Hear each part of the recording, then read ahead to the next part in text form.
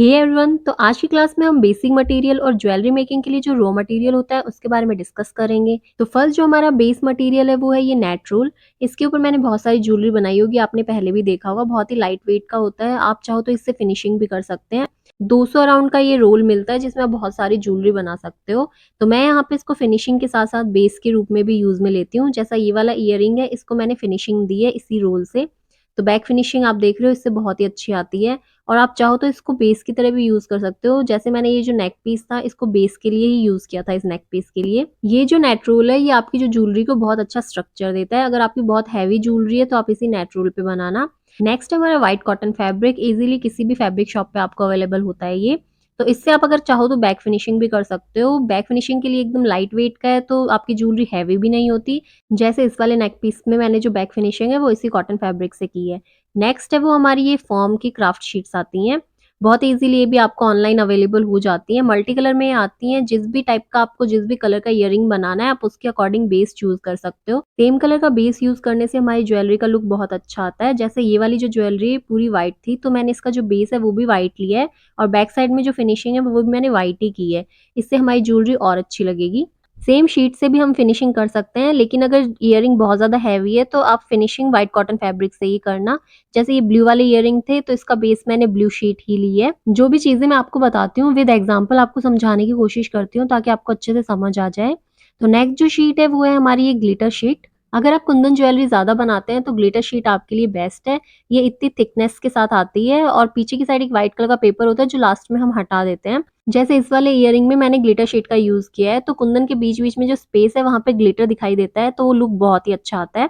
Next जो हमारी sheet है वो ट्रांसपेरेंट शीट है। ये भी मैं कुंदन ज्वेलरी में ही ज़्यादातर यूज़ करती हूँ, या फिर ऐसी ज्वेलरी जहाँ पे हमें थ्रेड का और नीडल का बहुत ही कम यूज़ करना होता है, वहाँ पे ट्रांसपेरेंट शीट का यूज़ किया जाता है। जैसे एग्जांपल के लिए ये मैंने कावरी शेल्स ली हैं, इनको मुझे सिर्फ ग्लू से अटैच करना है। ऐसा नहीं है कि आप इस ईयरिंग को दूसरी शीट्स पे नहीं बना सकते, लेकिन अगर ट्रांसपेरेंट शीट पे बना रहे हो, क्योंकि इसमें ज़्यादा थ्रेड की ज़रूरत नहीं है, हमें सिर्फ कावरी शेल्स और मैंने यहाँ पे चेन्स का यूज़ किया है, तो बैक साइड में फिनिशिंग करने की ज़रूरत नहीं होगी क्योंकि हमने सिर्फ ग्लू का यूज़ किया है। और नीचे की साइड भी मैंने राइनस्टोन चेन्स और बीड्स का ही यूज़ किया है, तो थ्रेड की भी ज़रूरत नहीं थी।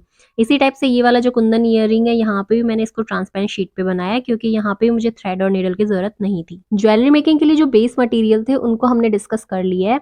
नेक्स्ट हम ज्वेलरी मेकिंग के लिए जो रॉ मटेरियल होता है उसको डिस्कस करेंगे।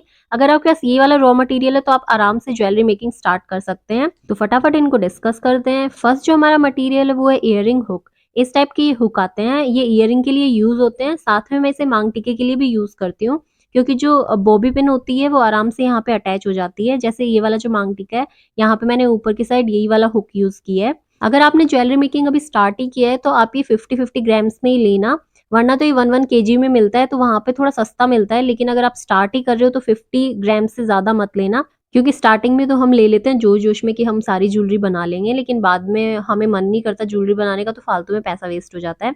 जैसे इस वाले ईयरिंग में भी मैंने ऊपर की साइड इसको इंसर्ट कर दिया है, तो ईयरिंग हुक का जो यूज़ है वो इन्हीं 2 चीज़ों में मैं करती हूँ। नेक्स्ट जो हमारा रॉ मटेरियल है वो ईयरिंग स्टड है। ये वाले ईयरिंग स्टड हैं वो हमारे ईयरिंग के बैक साइड में हमें अटैच करना होता है। ग्लू की हेल्प से ही इसे अटैच कर लेना। B7000 ग्लू की हेल्प से मैं इसे अटैच करती हूँ। तो बैक फिनिशिंग करने से पहले हमें इसे अटैच करना है, उसके बाद ही हमें बैक फिनिशिंग करनी है, वरना ये पीछे से दिखाई देगा। तो अगर ईयरिंग स्टड लगाया तो हमें ईयरिंग स्टॉपर भी चाहिए। इस टाइप के प्लास्टिक स्टॉपर्स आते हैं। ये आपके मेटल में भी आते हैं, लेकिन अभी मेटल में मेरे पास अवेलेबल नहीं है, तो मैं प्लास्टिक वाले दिखा रही हूँ। इनकी भी अलग-अलग क्वालिटी आती है, आपको जिस भी प्राइस रेंज में लेना है आप ले सकते हो। नेक्स्ट जो हमारा मटेरियल वो है जंप रिंग। जंप रिंग का यूज़ ईयरिंग में सबसे ज़्यादा होता है, क्योंकि हमें जो भी हैंगिंग बनानी होती है या फिर नेकलेस को एक-दूसरे से अटैच करना होता है, सब जंप रिंग से होता है। यहाँ पे भी आप देख रहे हो नीचे की साइड जो मैंने हैंगिंग लगाई है, वो मैंने जंप रिंग की हेल्प से ही लगाई है। जंप रिंग हुआ, ईयर स्टड हुआ, ये सब आपके गोल्डन एंड सिल्वर दोनों कलर में आते हैं। जिस भी टाइप का आप ईयरिंग बना रहे हो वही कलर आप यूज़ कर सकते हो। यहाँ पे जो बैक फिनिशिंग है वो मैंने जो नेट था हमारा उससे की है, तो आप देख रहे हो बहुत ही अच्छा इसको स्ट्रक्चर मिला हुआ है। नेक्स्ट जो बेसिक रॉ मटेरियल है वो है हेड पिन। ये भी गोल्डन एंड सिल्वर दोनों ही कलर में आती है। तो हेड पिन का यूज़ मोस्टली हम हैंगिंग बनाने के लिए करते हैं। जैसे एक हैंगिंग मैं आपको बना के बता देती हूँ। कोई भी ड्रॉप शेप का या फिर राउंड शेप का हमने बीड लिया, उसके अंदर जो हमारा हेड पिन है उसको इंसर्ट करेंगे। ऊपर की साइड जो एक्स्ट्रा वायर है उसको हम कट कर देंगे और राउंड प्लायर की हेल्प से हम इसको रोटेट करके ऊपर एक लूप बनाएंगे। ज्वेलरी मेकिंग टूल्स का लिंक भी मैंने डिस्क्रिप्शन में दे दिया है, आप चाहो तो वहां से देख सकते हो। तो इस टाइप से हमारी जो राउंड शेप की हैंगिंग थी वो बन के रेडी हो गई है। सेम इसी प्रोसेस से हमें जो ड्रॉप शेप के हमारे बीड्स हैं वहाँ से भी हमें हैंगिंग बनानी है। तो मैं एक बार वापस बता देती हूँ, इस टाइप से हमें जो हेड पिन है उसको इंसर्ट करना है, ऊपर से रोटेट करना है और हमारी जो हैंगिंग थी वो बन के रेडी हो गई है। जंप रिंग के अंदर हम इस हैंगिंग को इंसर्ट करेंगे और हमारे ईयरिंग के अंदर भी इंसर्ट कर देंगे। तो जंप रिंग और हेड पिन इन दोनों का यूज़ बहुत ज़्यादा होता है। जैसे-जैसे आप ज्वेलरी बनाते जाओगे आपको इनके यूज़ और भी पता लगते जाएँगे। नेक्स्ट जो हमारा बेसिक मटेरियल है वो है नोज़ पिन। ये भी हम ज्वेलरी मेकिंग में बहुत ज़्यादा यूज़ करते हैं। इस टाइप की ये पिन आते हैं, ये भी गोल्डन एंड सिल्वर दोनों ही कलर में अवेलेबल है। जहाँ पे हमें हैंगिंग बनानी होती है वहाँ पे हम इन पिन्स को अटैच कर देते हैं और नीचे की साइड हैंगिंग को इस पे अटैच कर देते हैं। यहाँ पे जो हेड पिन है उसके अंदर मैंने व्हाइट एंड येलो कलर के क्रिस्टल बीड्स को इंसर्ट किया है, इसीलिए इतनी लंबी हैंगिंग बनी है।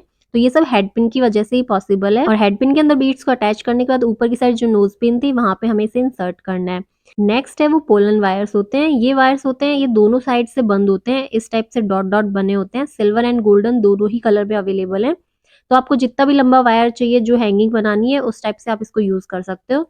जैसे पहला जो टाइप है वो मैं यहाँ पे इस टाइप से इसे यूज़ करती हूँ। कोई भी ड्रॉप ली, नीचे से इसको इंसर्ट करेंगे और ऊपर की साइड एक लूप बनाएँगे। लूप बनाने से पहले अगर आप इनके अंदर बीड्स को इंसर्ट करना चाहते हो, जैसे मैंने यहाँ पे लॉरियल पर्ल को इंसर्ट किया है, तो इंसर्ट करने के बाद आप राउंड प्लायर की हेल्प से ऊपर की साइड लूप बना सकते हो। एक तो ये यूज़ है। सेकंड जो यूज़ है वो मैं यहाँ पे इस टाइप से करती हूँ।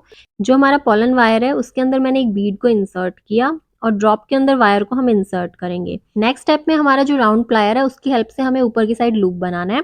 अगर आपको लूप के अंदर जंप रिंग और लॉरियल पर्ल को इंसर्ट करना है तब तो आप लूप बड़ा बनाना, और अगर आपको कुछ इंसर्ट नहीं करना है, सिर्फ हैंगिंग बनानी है, तो आप लूप छोटा बना लेना।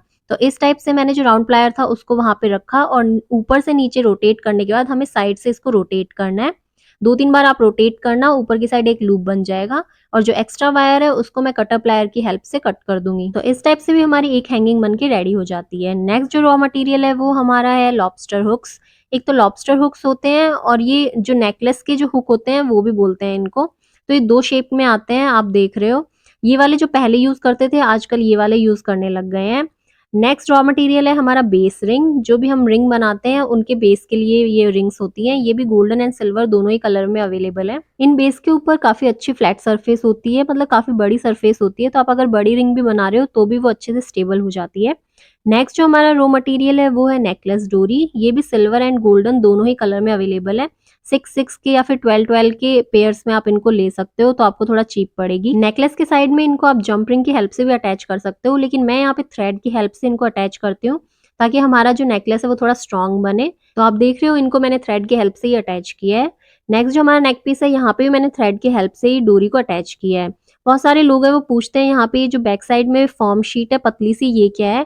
एक्चुअली ये ना जब भी हम कोई पार्सल मंगवाते हैं उनमें फॉर्म लगी रहती है, तो वो मैं थोड़ा कलेक्ट कर लेती हूँ और इस टाइप से इनको यूज़ कर लेती हूँ। तो आज की क्लास में बस इतना ही। ज्वेलरी मेकिंग के नेक्स्ट क्लास में हम बीड्स के बारे में डिस्कस करेंगे, जो भी डिफरेंट टाइप के बीड्स हम यूज़ करते हैं। Thank you for watching my videos. Please do like, share and subscribe my YouTube channel. Bye bye, have a nice day.